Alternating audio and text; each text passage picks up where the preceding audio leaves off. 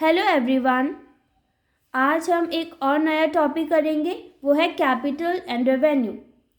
ये वीडियो इस complete chapter को कवर करने वाली है, जो चैप्टर है 11th का। तो कैपिटल एंड रेवेन्यू को करने से पहले हम एक्सपेंडिचर के बारे में भी पढ़ेंगे और रिसीट्स के बारे में भी पढ़ेंगे। लेकिन उसको जानने से पहले हमें बेसिक पता होना चाहिए कि कैपिटल आइटम्स बोलते किन्हें हैं और रेवेन्यू आइटम्स किन्हें बोला जाता है।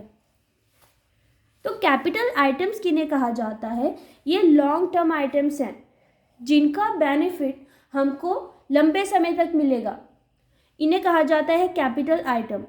और रेवेन्यू आइटम्स जिनका बेनिफिट हमको शॉर्ट पीरियड के लिए मिलेगा। अगर हम कोई प्रोडक्ट बना रहे हैं, प्रोडक्ट बनाने के बाद जब उसको सेल किया जाएगा तो हमें उसका बेनिफिट मिल गया, फिर हम और प्रोडक्ट बनाएंगे, फिर वो सेल करेंगे, फिर बेनिफिट मिल गया। तो ये शॉर्ट पीरियड के लिए हमें बेनिफिट मिलते जाते हैं। अब वो पीरियड है कितना? कैपिटल के अंदर आते हैं अबव 1 ईयर। जो भी हम एक्सपेंस करने वाले हैं या जो भी हमको इसके बदले में बेनिफिट्स मिलेगा वो मोर देन 1 ईयर का होगा, यानी कि 1 ईयर के बाद भी हमको उसका बेनिफिट मिलता चला जाएगा। लेकिन रेवेन्यू आइटम्स है वो अप टू 1 ईयर तक ही होगा। जैसे स्टॉक जो लिया जाता है, रॉ मटेरियल जो परचेज किया जाता है, उसको फिनिश्ड गुड्स में कन्वर्ट करने के बाद उसको हम सेल भी करेंगे, तो जितना सेल हुआ है वो विद इन 1 फाइनेंशियल ईयर ही कंसिडर किया जाएगा और उसे ही कहा जाता है revenue items. Up to 1 year तक होता है। अगर ये 1 ईयर से एक्सटेंड हो जाए तो वो कैपिटल आइटम कहा जाएगा। अब capital items non recurring nature के होते हैं, जिन्हें बार बार नहीं किया जाता। अगर आप एक बिजनेस बना रहे हो, उसमें कैपिटल इन्वेस्ट किया, तो आप एक बार इन्वेस्ट करोगे और उसको फिर आगे चलाओगे। ऐसा तो नहीं है कि उसको बार बार करोगे। हाँ, आप उसमें एडिशनल कैपिटल ज़रूर डाल सकते हो, लेकिन ये रिकरिंग नेचर का नहीं होता, ये नॉन रिकरिंग नेचर का होता है। जबकि जो रेवेन्यू आइटम्स हैं वो रिकरिंग नेचर का होता है, जहाँ पे बार बार गुड्स को, रॉ मटेरियल को परचेज करने के बाद जब वो फिनिश गुड्स में कन्वर्ट होंगे, उनको सेल कर दिया जाएगा। फिर नए प्रोडक्ट बनाने के लिए हमें फिर से रॉ मटेरियल परचेज करना होगा। तो ये रिकरिंग नेचर का होता है। जो भी एक्सपेंसेस किए जाते हैं, जो स्टेशनरी पे एक्सपेंसेस कर रहे हैं, पोस्टेज एक्सपेंसेस कर रहे हैं, हम जो सैलरी दे रहे हैं एम्प्लॉयज़ को, वो हमें बार बार देनी ही होगी। ये नहीं होगा कि हम एक बार सैलरी दे दें और वो ज़िंदगी भर हमारे लिए काम करते रहें, ऐसा पॉसिबल नहीं है। कैपिटल आइटम्स इसीलिए इन्हें कहा जाता है परमानेंट इन नेचर। एक बार करने के बाद ये परमानेंटली बेनिफिट देने वाले हैं लंबे समय तक। जबकि जो रेवेन्यू आइटम्स हैं ये टेम्परेरी है। अगर हम 1 मंथ की सैलरी दे रहे हैं वर्कर्स को, तो वो 1 मंथ तक काम करेंगे। नेक्स्ट मंथ के लिए काम करवाने के लिए उनको फिर से सैलरी देनी पड़ेगी। तो इसीलिए ये क्या होते हैं, ये टेम्परेरी होते हैं, जिनको हमको बार बार इन्वेस्टमेंट उन पर करनी पड़ती है ताकि हम उनका बेनिफिट ले सकें। अब अगर आपको बेसिक पता चल गया है कैपिटल और रेवेन्यू आइटम्स का, तो अब आगे का जो टॉपिक है वो ईजी हो जाएगा। पहले हम करेंगे एक्सपेंडिचर। एक्सपेंडिचर 2 टाइप्स के होते हैं, एक कैपिटल एक्सपेंडिचर और दूसरा रेवेन्यू एक्सपेंडिचर। कैपिटल एक्सपेंडिचर से स्टार्ट करते हैं। कैपिटल एक्सपेंडिचर वो एक्सपेंडिचर होता है जो कोई परमानेंट चीज़, यानी कि हमने एक फिक्स्ड एसेट खरीदा, जिसे नॉन करंट एसेट भी कह सकते हैं, और उसका बेनिफिट हमको लंबे समय तक मिल रहा है। कैसे? जैसे हमने बिल्डिंग खरीदी बिजनेस को स्टार्ट करने के लिए, तो वो बिल्डिंग अब गोइंग कंसर्न कॉन्सेप्ट के हिसाब से लंबा चलने वाला है बिजनेस, तो उसका बेनिफिट हमको नंबर ऑफ ईयर्स तक मिलता रहेगा। उसे ही कहा जाता है कैपिटल एक्सपेंडिचर, यानी कि 1 ईयर से ज़्यादा तो बेनिफिट मिलेगा ही ना। तो पढ़ते हैं, capital expenditure incurred in acquiring or increasing the value of fixed asset। Fixed asset को ही नॉन करेंट एसेट भी कहते हैं। अब जो भी फिक्स्ड एसेट से रिलेटेड हम खर्चा करने वाले हैं, एक्सपेंडिचर करने वाले हैं, वो होगा कैपिटल एक्सपेंडिचर। कैसे?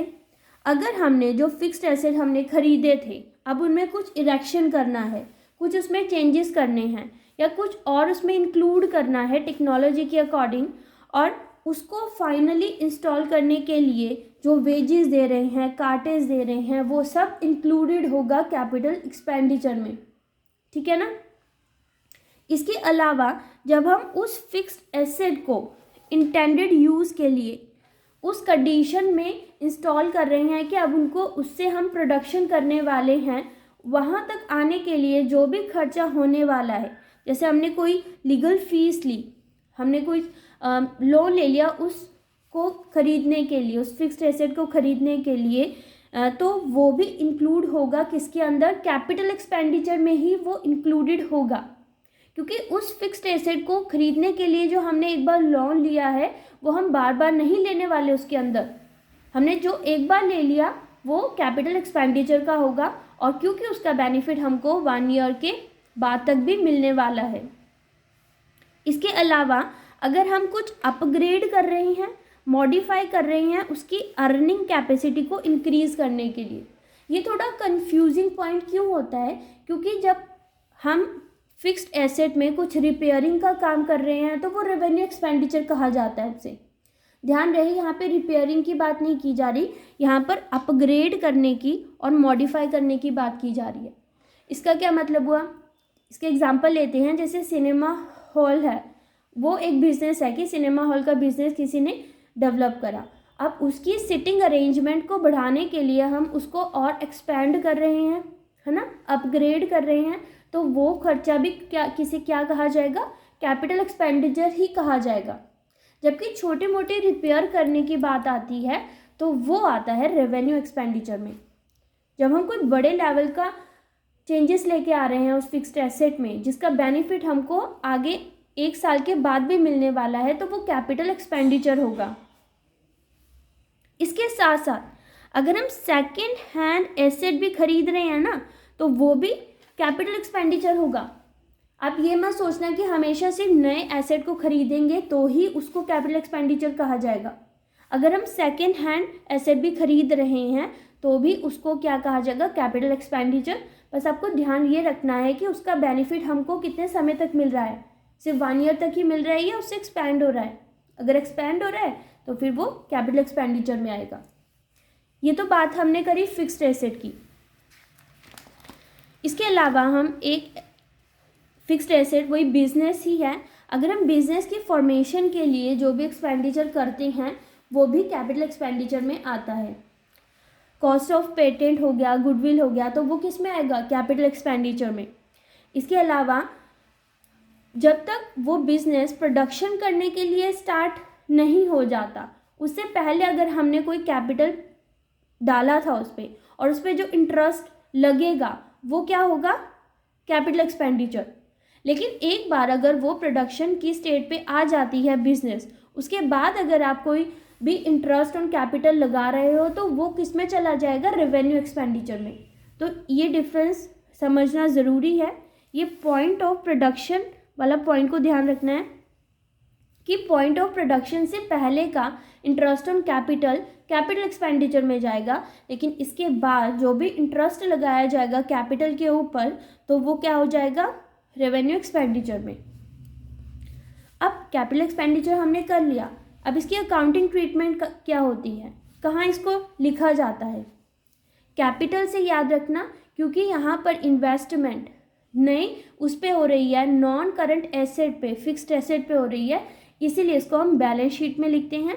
और बैलेंस शीट में कहाँ पे, एसेट साइड, ठीक है।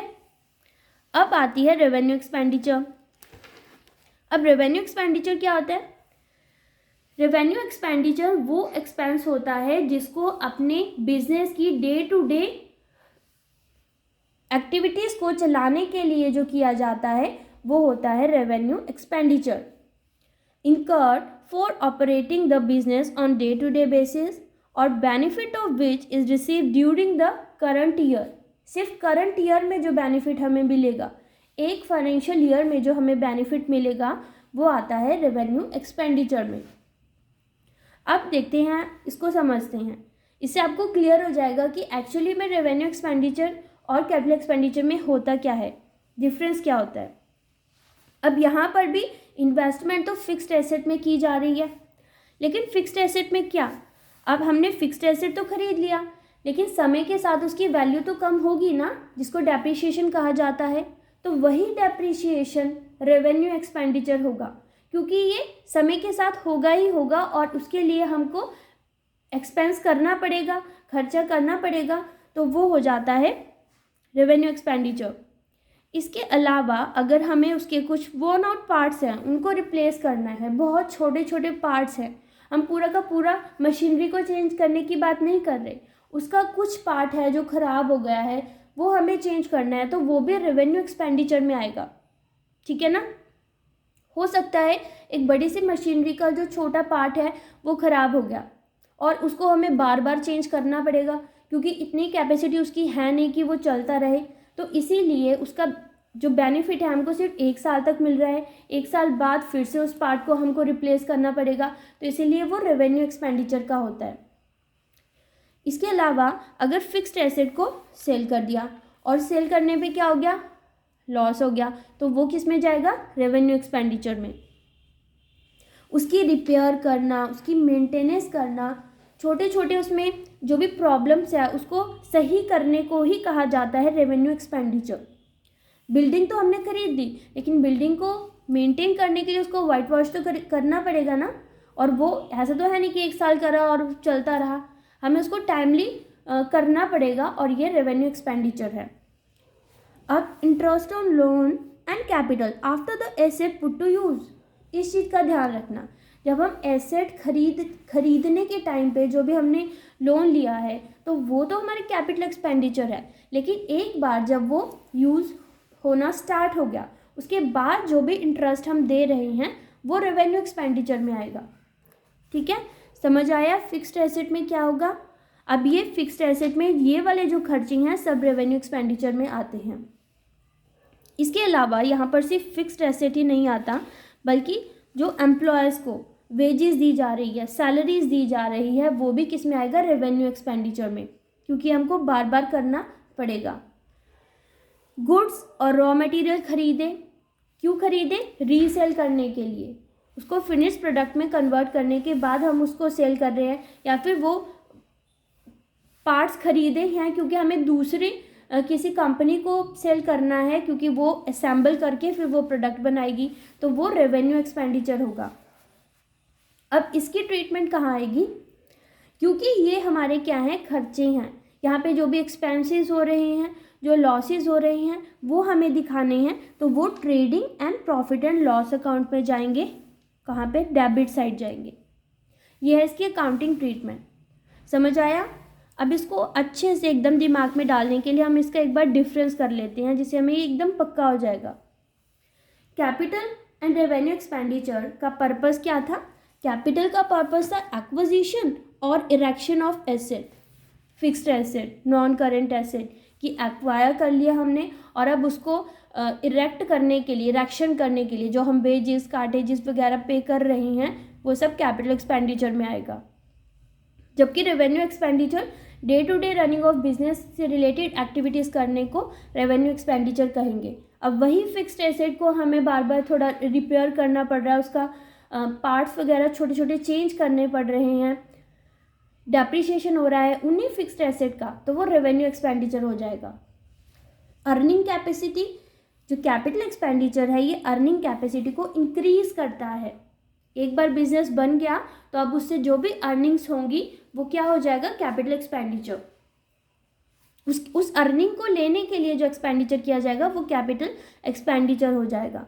जबकि रेवेन्यू एक्सपेंडिचर उन्हीं अर्निंग कैपेसिटी को मेंटेन करने के लिए, अब ऐसा तो है नहीं कि एक बार बिजनेस बना दिया हमने, बस बैठ गए और हमें बस प्रॉफिट होता जा रहा है, तो पॉसिबल नहीं है। हमको उसमें क्या करना पड़ेगा, प्रोडक्ट को बनाते रहना पड़ेगा, उसमें छोटे छोटे खर्चे करने पड़ेंगे, सैलरीज देनी पड़ेगी, टाइमली रेंट देना पड़ेगा, तभी तो वो चलता रहेगा बिजनेस। तो वो छोटे छोटे खर्चे ही रेवेन्यू एक्सपेंडिचर उन्हें कहा जाता है। पीरियड हम कर चुके हैं, ये मोर देन 1 ईयर होता है और ये अप टू 1 ईयर होता है। नेचर ऑफ अकाउंट की बात करें तो ये रियल अकाउंट है। रियल अकाउंट क्यों है, क्योंकि यहाँ से हमारा एक एसेट तैयार हो रहे हैं, हमारे एसेट बन रहे हैं, तो ये कैपिटल एक्सपेंडिचर होगा। वहीं पर ये नॉमिनल अकाउंट है, क्यों? क्योंकि यहाँ पर सारे एक्सपेंसेस और लॉसेस को लिखा जा रहा है। डेबिट ऑल एक्सपेंसेस और लॉसेस, ये हम नॉमिनल रूल में हम कर भी चुके हैं। प्रेजेंटेशन यही कि ये बैलेंस शीट में शो किया जाता है एसेट साइड, और ये trading and profit and loss account में शो किया जाता है। इसके साथ साथ अगर हम एसेट अकाउंट की बात करें तो एसेट अकाउंट का वो डेबिट साइड होता है, जबकि trading and profit and loss account में जो भी एक्सपेंसेस होते हैं उसको हम डेबिट करते हैं। ये हमें पता है, इसे कहा जाता है रेवेन्यू एक्सपेंडिचर। तो आपको रेवेन्यू और कैपिटल एक्सपेंडिचर अच्छे से समझ आ गया? ठीक है, तो अब हम करते हैं रिसीट्स। जैसे एक्सपेंडिचर 2 टाइप्स के होते हैं, ऐसे रिसीट्स भी 2 टाइप की हैं, कैपिटल रिसीट और रेवेन्यू रिसीट। बस ध्यान रखना, रिसीट का मतलब क्या हुआ? जैसे वहाँ आउटफ्लोज हो रहा था, यहाँ पे इनफ्लोज होगा। हमारे पास कैश आ रहा है, अमाउंट आ रहा है, तो वो हो जाएगा रिसीट। कैपिटल रिसीट किसे कहा जाता है? कैपिटल रिसीट वो इनफ्लोज हैं जो नॉन रूटीन नेचर के होते हैं, which are not a part of day to day activities. ये क्या होते हैं? ये हमें बार बार नहीं मिलने वाले, ये डे टू डे एक्टिविटीज से रिलेटेड नहीं होते। कैसे? कैपिटल इन्वेस्ट करा ऑनर ने, है ना, प्रोपराइटर ने कैपिटल इन्वेस्ट करा, अभी बार बार तो इन्वेस्ट नहीं करेंगे। तो जो ये रिसीट आई है, जो ये इनफ्लो आया है, ये कैपिटल रिसीट है। इसके अलावा लोन लिया, हमने पढ़ा था फिक्स्ड एसेट को खरीदने के लिए जो हम लोन ले रहे हैं, तो वो लोन से हमें इनफ्लो तो आ रहा है ना, पैसे तो हमारे पास आ रहे हैं। हाँ, बदले में हमको वो रिटर्न करना पड़ेगा, इंटरेस्ट भी देना पड़ेगा, तो वो हो जाएगा हमारा रेवेन्यू एक्सपेंडिचर। तो जो हमारे पास लोन के रूप में रिसीट आई है वो कैपिटल रिसीट है। Amount received on the sale of fixed asset. अब फिक्स्ड एसेट हमारे पास थे, लेकिन फिक्स्ड एसेट को मान लो हमने सेल कर दिया, उससे जो हमारे पास पैसा आया है वो भी क्या हो जाएगा? Capital receipt. लाइफ मेंबरशिप फ़ी, अगर फर्म ने इन्वेस्ट कर रखा है लाइफ मेंबरशिप फ़ी में, तो उसके लिए जो एक बार लमसम अमाउंट पे करा है और बदले में जो हमें पैसे मिल रहे हैं वो कैपिटल रिसीट है। या फिर किसी और ने उस फर्म में लाइफ मेंबरशिप फ़ी ले रखी है, तो वो हो जाएगा कैपिटल रिसीट। अब इसकी अकाउंटिंग ट्रीटमेंट क्या है? अगेन ये बैलेंस शीट में ही आता है। अगर ये इंक्रीज हो रहा है कैपिटल रिसीट, तो ये लायबिलिटी साइड हो जाएगा। अगर एसेट्स डिक्रीज हो रही हैं, हमने क्या करा? सेल कर दिया, फिक्स्ड एसेट को सेल करा, और जो पैसा आ रहा है तो वो एसेट साइड आएगा, क्योंकि कैश की फॉर्म में तो वो आ रहे हैं ना। तो जैसे हमारे एसेट डिक्रीज हो रहे हैं लेकिन वो कैश की फॉर्म में वापस आ भी रहे हैं, तो वो हम एसेट साइड लिखेंगे। तो ये तो था कैपिटल रिसीट। अब रेवेन्यू रिसीट क्या होता है? रेवेन्यू रिसीट होता है जो रूटीन नेचर का है, inflows of routine nature which are part of day to day activities. Again अभी डे टू डे एक्टिविटीज से रिलेटेड है और ये रूटीन नेचर का है। जैसे revenue from the sale of goods and services, goods and services को sale करने पे जो भी हमें रेवेन्यू मिला। ध्यान रहे ये गुड्स दिखा है, यहाँ पर गुड्स एंड सर्विसेज है, जबकि गुड्स एंड सर्विसेज ना होके फिक्स्ड एसेट की सेल करेंगे तो वो कैपिटल रिसीट में जाएगा। अगर हम गुड्स एंड सर्विसेज को सेल कर रहे हैं तो वो रेवेन्यू रिसीट में आएगा। इसके अलावा हमें रेंट रिसीव हो रहा है, कमीशन रिसीव हो रहा है, डिस्काउंट रिसीव हो रहा है, तो वो भी रेवेन्यू रिसीट में है। Interest receive, dividend received on investment, तो वो भी रेवेन्यू रिसीट है। ग्रांट मिल गई, डोनेशंस मिल रही हैं, तो वो भी क्या हो जाएगा? रेवेन्यू रिसीट होगा।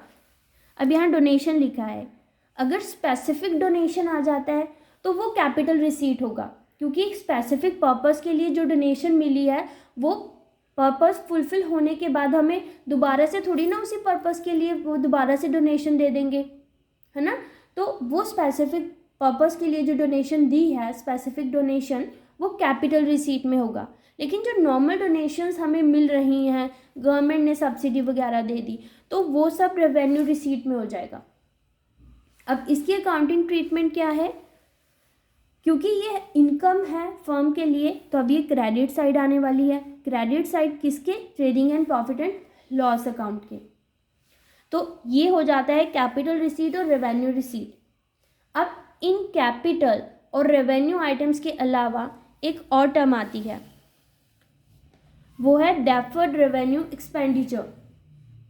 डेफर्ड रेवेन्यू एक्सपेंडिचर किसे कहा जा रहा है? डेफर्ड का मतलब होता है जो लंबे समय तक चलने वाला है। अब रेवेन्यू एक्सपेंडिचर हम कर चुके हैं, जब इस रेवेन्यू एक्सपेंडिचर को डेफर्ड लिख दिया तो यानी कि वो रेवेन्यू एक्सपेंडिचर जो हमें अभी तक 1 ईयर तक ही चल रहा था, अब वो डेफर्ड होने वाला है, यानी कि थोड़ा एक्सपेंड होने वाला है, उसे ही डेफर्ड रेवेन्यू एक्सपेंडिचर कहते हैं।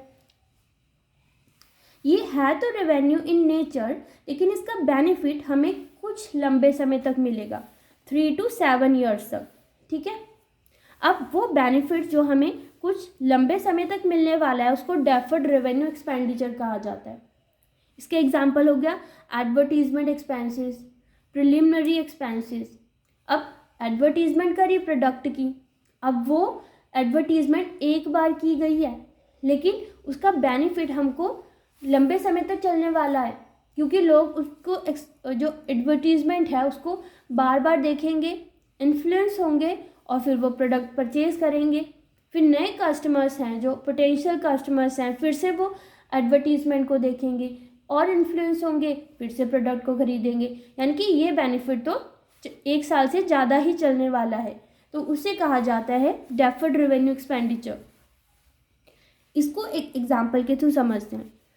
जैसे एडवर्टीजमेंट एक्सपेंस करे हमने 20,000 के, 2 लाख के, और बेनिफिट इसका 5 ईयर्स तक मिलेगा। ये हमें पहले ही बता दिया कि 5 साल तक तो मिलेगा। अब हर साल को अगर हम डिवाइड करें तो कितना, हर साल 40,000 का एक्सपेंडिचर होने वाला है। तो अब एडवर्टीजमेंट एक्सपेंसेस हमको पता है कि ये आते हैं प्रॉफिट एंड लॉस की डेबिट साइड, लेकिन 2 लाख के होने वाले हैं जिनका बेनिफिट हमको 5 साल तक मिलेगा। तो हम हर साल 2-2 लाख तो नहीं शो करेंगे ना, तो हम क्या करते हैं, इसको डिवाइड कर लेते हैं। हर साल हमको 40,000 का होने वाला है, तो अब देखो किस तरीके से ये ट्रीटमेंट की जाती है। दोनों जगह ट्रीटमेंट होगी, बैलेंस शीट में भी और प्रॉफिट एंड लॉस अकाउंट में भी। पहले साल हमने खर्चा शो करा डेबिट साइड 40,000 का, तो बाकी की बैलेंस शीट में इसको एसेट की तरह शो किया जा रहा है, जबकि ये एसेट नहीं है, पर हम इसको सिर्फ शो करेंगे। वैसे ही जैसे एक फ्लोटिंग एसेट होता है, फ्लोटिंग एसेट सुना है ना, जो एक्चुअली में एसेट नहीं होता, लेकिन हम उसको सिर्फ शो कर रहे हैं क्योंकि उसका बेनिफिट हमको लंबे समय तक मिलेगा। तो 1,60,000, 2 लाख में से 40,000 हम खर्चे की तरह दिखा रहे हैं, बाकी 1,60,000 हमारा एसेट की तरह है। सेकेंड ईयर में फिर से 40,000 का खर्चा हुआ और जो वो एसेट में से वो 40,000 निकला, बाकी बचा 1,20,000। ऐसे ही थर्ड ईयर में भी हम 40,000 दिखाएंगे और 40,000 में से 12 लाख में 1,20,000 में से 40,000, 80,000 यहाँ शो करेंगे। ऐसे ही करते करते फिफ्थ ईयर जो लास्ट ईयर आएगा 40,000 और यहाँ पर बैलेंस शीट में कुछ भी नहीं शो किया जाएगा। तो इस तरीके से इसकी ट्रीटमेंट की जाती है। इसीलिए ये ना तो रेवेन्यू एक्सपेंडिचर है ना ही कैपिटल एक्सपेंडिचर, इसलिए इसको डेफर्ड रेवेन्यू एक्सपेंडिचर कहा जाता है। लेकिन इसमें एक और ट्विस्ट आया है। अब रिसेंटली इनकम टैक्स ट्रिब्यूनल ने एडवर्टीजमेंट एक्सपेंसेस को कैपिटल एक्सपेंडिचर कहा है कि अब हमको एडवर्टीजमेंट एक्सपेंसेस को कैपिटल एक्सपेंडिचर की तरह ट्रीट करना है, क्योंकि ये माना गया है कि इनका बेनिफिट 1 साल से तो ज़्यादा मिल रहा है ना, तो इसीलिए ये कैपिटल एक्सपेंडिचर की कंडीशन को फुलफिल करता है और इसका एंड्योरिंग बेनिफिट कंपनी को कुछ लंबे समय तक मिल रहा है, इसीलिए इसको कैपिटल एक्सपेंडिचर की तरह आप ट्रीट करना होगा। तो अब हम क्या करें, अब हम इसको डेफर्ड माने या कैपिटल एक्सपेंडिचर माने, अब ये डिपेंड करेगा आपके क्वेश्चन के ऊपर। अगर क्वेश्चन में डेफर्ड रेवेन्यू एक्सपेंडिचर का ऑप्शन हुआ तो आप वो टिक करोगे। अगर डेफर्ड रेवेन्यू एक्सपेंडिचर हुआ ही नहीं, सिर्फ कैपिटल और रेवेन्यू हुआ, तो आप इसको कैपिटल एक्सपेंडिचर की तरह ट्रीट करोगे और वही सही आंसर होगा। ठीक है, अब एक लास्ट टॉपिक इसी से रिलेटेड है। अगर अब क्या हो, अगर हम रेवेन्यू एक्सपेंडिचर को कैपिटल एक्सपेंडिचर की तरह ट्रीट कर लें, अगर ये मिस्टेक हम कर लें, रेवेन्यू एक्सपेंडिचर को कैपिटल एक्सपेंडिचर की तरह ट्रीट करें, तो क्या होगा, इससे हमारे प्रॉफिट क्या हो जाएंगे, ओवरस्टेटेड। ओवरस्टेटेड क्यों होंगे? क्योंकि रेवेन्यू एक्सपेंडिचर शो किया जाता है प्रॉफिट एंड लॉस अकाउंट की डेबिट साइड, और प्रॉफिट एंड लॉस अकाउंट हमको शो करता है नेट प्रॉफिट, है ना।